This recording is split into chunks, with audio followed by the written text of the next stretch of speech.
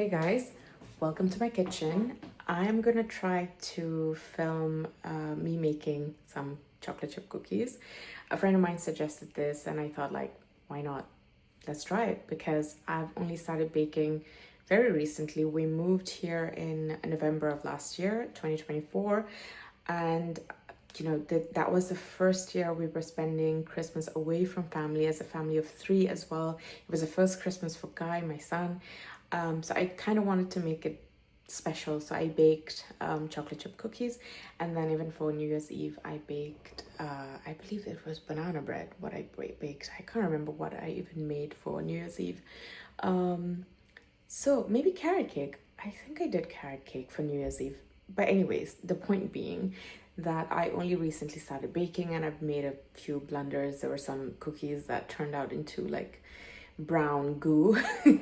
Doesn't sound very appetizing, but anyway, I tried again and again and I kind of perfected the chocolate chip cookies in my own way. So I'm going to try and make that again today. My husband loves it, so I need to have a supply of these cookies in my household at all times, and he just had the last piece like I think last night, so I need to restock. So I thought I will film while I do that. So what you're going to need for this recipe is, first and foremost, very important to leave your butter and eggs out at room temperature.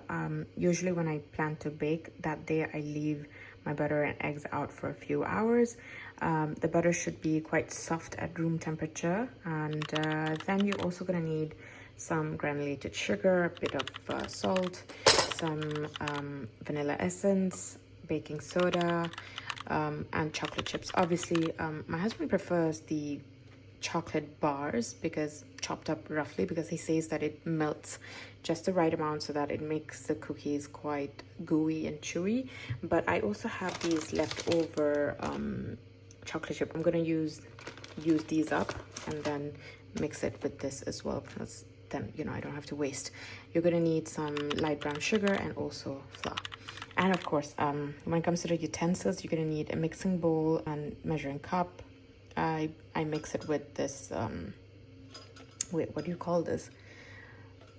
A whisk. Yes, a whisk, and then the silicone spatula as well. When I want to, right at the end when I mix the chocolate chips, I use this. Okay, so just a disclaimer, I'm not a baker. I'm just someone who just started baking and started experimenting with my process and my recipe. I'm just sharing this for my friends and those whoever are interested to watch, and I'm sure professional bakers are gonna, if they see this video by a miracle, I'm sure they're gonna protest and be angry at how I bake it. But anyway, this is just me. I'm just a mom who just experimented with some recipe, and let's hope that it turns out good this time. So I have this measuring cup, and it's a deciliter, and there's a very interesting story about this. Not very interesting story, but there's a story behind this. So I ordered a bunch of baking utensils and basic requirements from IKEA here, and I didn't read it properly, but I ordered these measuring cups thinking that okay, they're made of steel. I didn't want plastic or anything coated, so I thought, yeah, okay, great, like I'm just gonna order these, and turned out they were in deciliter, and I've never used deciliter in baking before. So there's a whole lot of conversions that I had to do, and while I was following the recipe, so it was just a disaster after disaster. I have also learned that I'm better in cooking and in baking by using my instincts, because I do like to cook. So I just have to listen to my gut sometimes. When I follow recipes to the T, I just mess it up so badly. So if I feel that the texture is not right and it needed more flour, then I should listen to my gut. This is what I realized. And so now I have like a rough measurement that I use for this particular recipe. Oh, and it's not going to look very styled. It's not going to look very polished. It's not going to be a Netflix production. I'm not going to be wearing white shirts while baking. I did do a little bit of makeup just out of respect, because I look like, oh my god, I don't even want to come on camera looking like that. So just very light makeup. That's all I've got. You will see it exactly how it is in my dirty kitchen, messy with a little baby, raw and with all the mistakes. Okay, I have my iPad right here with the recipe open. Obviously, I don't remember anything, so I need to refer to it all the time. So what I start doing is, let's see, I don't even know if you can see this properly, so wait a second. I'm gonna move all of this aside first. I'm gonna start with the butter. So the original recipe asked for the butter to be melted and browned, which is what I used to do before. But I realized that with just soft butter, I know it takes a bit more work, but if you beat it until a certain consistency, which I'm going to show you now, the cookies remain a little bit, you know, crunchy outside and still quite gooey inside. And I like that consistency. I don't know if it's because the butter is not melted, that it eventually melts while we bake the cookies and it becomes like really yummy and gooey, or it's something else. I have no idea, but this is what I have learned, and I continue to do this recipe now. So again, this is something that I use, and I've figured out this works for me best. The melted butter recipe did work, but it's not as soft as I like it.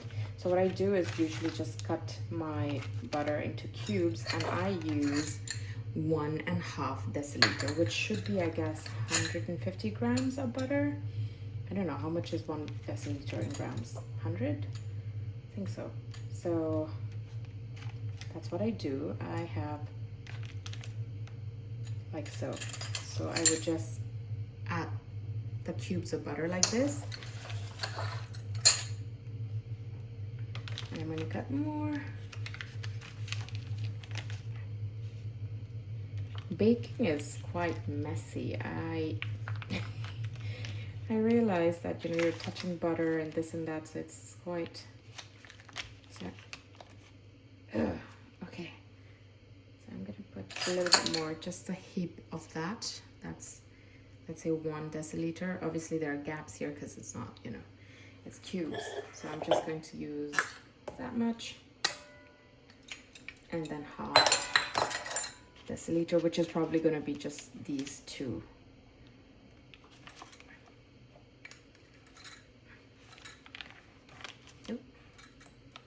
Yeah, I mean, it doesn't fit, but anyway, you get the point. 1.5. I mean, you're probably gonna say, what's the point of measuring anything, because you're not even following it to the T. But like I said, I just go with my gut, and that's how I prefer to do all of these. I'm just gonna wipe this down because I don't want to keep washing it. I don't know, how do you guys do this? Like, you have to use the same measuring tools, and you know, it gets a bit sticky sometimes because you're gonna stick it into the sugar and all that. So what I do is I just wipe it with a dry kitchen towel, so that way it doesn't remain sticky or oily. Now next, what I'm gonna do is I'm gonna add some brown sugar. I use 2 deciliters of brown sugar. So again, I don't flatten it out or anything. I just, you know, kind of, let's see, I just kind of break the chunks like that. I don't even use the full to the brim because less sugar the better. I don't know, mentally it just makes me feel better that I don't use it to the brim, although I know the butter was like overflowing. Okay, let's try to get this out more elegantly. I wish I was one of those, you know, bakers with everything in pretty jars and everything, but that's not really reality, is it? So 1 more cup of brown sugar, and then I'm gonna go in with 1/2 of the deciliter with granulated sugar. Oops. Now this is easier to scoop, so just gonna use that much. Now you see what I mean? Because of the butter, it's just so sticky and okay, next I'd say is 1 tablespoon of vanilla essence, but you know, I don't measure, I just go with it. Bloop. Just a little bit. And the recipe says 1 full egg and 1 egg yolk. So let me just do that. It's always a little bit messy, you know, so removing the yolk from the egg. So I'll be right back. The toughest part of this entire process is to actually mix and blend all of these together. Now it becomes easier obviously if you have your butter melted, but when it's not melted, it is a bit difficult to blend. And I don't have a fancy KitchenAid or one of those machines to help me with. So I have to just use brute force and just continue to melt the butter manually without using heat. Consistency will become a little bit like this. It looks like cottage cheese, but again, if you continue to use your muscles, it will eventually become slightly more creamier, and we need to get to that. I have enlisted the help of the husband because this is the most difficult part, I should say. And I mean, not difficult, tedious, but eventually the texture should become a little bit like that, more creamy. Thanks, Bob. You're welcome. So let me show you the texture. It should become a little bit like this. You might see a bit of the butter still, but that's okay. I usually leave it as is. And then we're going to prepare the dry ingredients now. So I use 2.5 deciliters of flour. I don't do anything special. I just use it straight from the bag. So in it goes.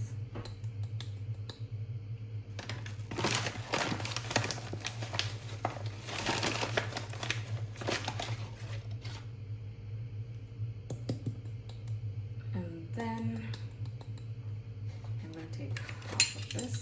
The dust goes all over the workstation.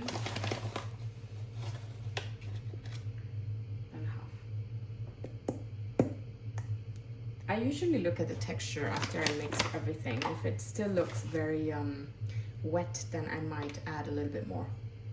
We are going to use 3/4 of a teaspoon. I don't even have I haven't converted teaspoons to deciliters. I just use a teaspoon from my kitchen, and 3/4 will be approximately that much.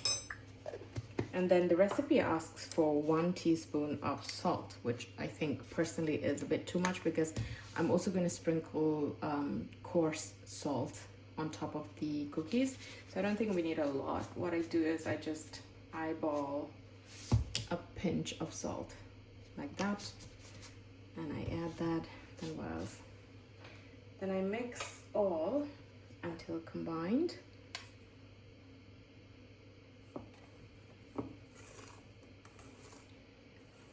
Be patient with it and be gentle. It should all combine together soon enough. The wet and the dry ingredients are combined. I look for this texture, and this is the difference that I've noticed in the process where you melt the butter and where you don't. Because of the amount of beating we've done to the butter, the dough, the cookie dough, I find it to be more fluffier like this, rather than more dense and, I don't know, heavier when you melt the butter. So that's the difference I've noticed. The cookie dough is pretty fluffy, you see that? And this is exactly the texture I'm looking for. Now for the best part. I have realized that if I use approximately around 200 grams of chocolate chips, it's just the right amount. There is enough chocolate chips in 1 cookie, and yeah, that's the ratio I figured is quite okay for this recipe and works well. So I think I have half of each. So I'm just gonna finish these, and I'm gonna top up with a little bit of the chocolate bar as well. I just use the normal baking ones, so nothing fancy, nothing expensive. So because I think I have approximately 100 grams or maybe a little bit more in these bags, what I'm gonna do is I'm just gonna take some, maybe half of this bar, because this is 150 grams, and just break it off around there. It's a little bit less than half. I'm okay with that. And then I'm just going to start breaking them up, and then I will mix it all together. So that's roughly the size of the chocolate chips or the chocolate bar that I'm gonna chop up. That's probably the biggest. I'm okay with the unevenness of it all. I actually like it that way. It doesn't have to be perfect. This is actually, I think this is dark chocolate chips. I mean, I'm using dark chocolates, milk chocolate, chocolate bar. A bit of everything. This is milk chocolate chips. So this is how it looks like now. I'm gonna blend this or just mix it well.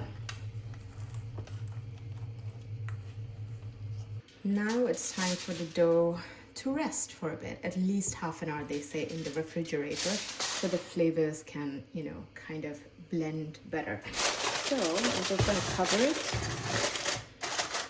with a foil. I'm gonna put it in the refrigerator. In the meantime, I do prepare the tray and preheat the oven. So while we wait for the cookie dough to set in the refrigerator, I thought we'll have some tea. We're gonna have Earl Grey. Did you know that Earl Grey, or Charles Grey, the second Earl Grey, was from Newcastle as well? So I thought that's just a little fun tidbit to share. The cookie dough has been resting for about 15 minutes. My Alexa reminded me. So I have prepared my tray and the cooling rack, and I'm going to preheat the oven now. Okay, so I usually heat it at exactly somewhere between 170 and 180, and then I turn it on, and now we wait for this to be preheated. Okay, so the preheat is done and we are ready for the first batch. You can use an ice cream scoop, but mine is broken. As you can see, it's acting funny, so I'm just gonna use some spoons to scoop the dough out. So I usually do 4 scoops in one go. This is because they're gonna become bigger and melt, and they could touch each other. Remember, the butter was not melted, so while baking, this thing is gonna melt and it's gonna become much bigger. So make sure to leave enough space. I have dismantled my tripod. I don't know why, so I'm just gonna film handheld. In it goes, and keep it for 12 minutes. It is ready. Oh, it looks okay. Let's get this out.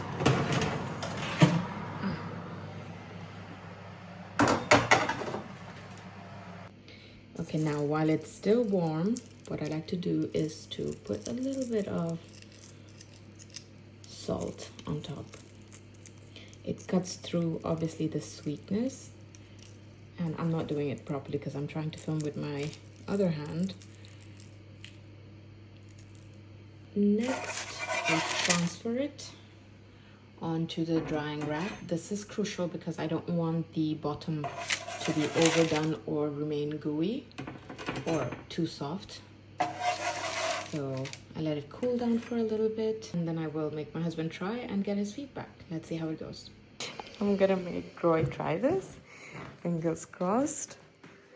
Can you try this, babe? And let me know how it is. You can take the plate, you know. Looks good. Break it. Let's see if it's gooey or not.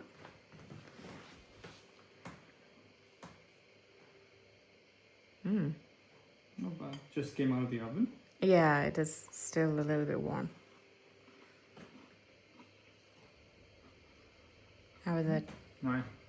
Soft in the center. Yay!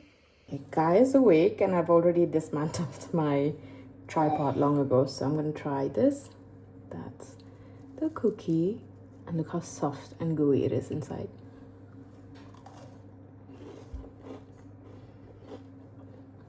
Oh my god, it's so good.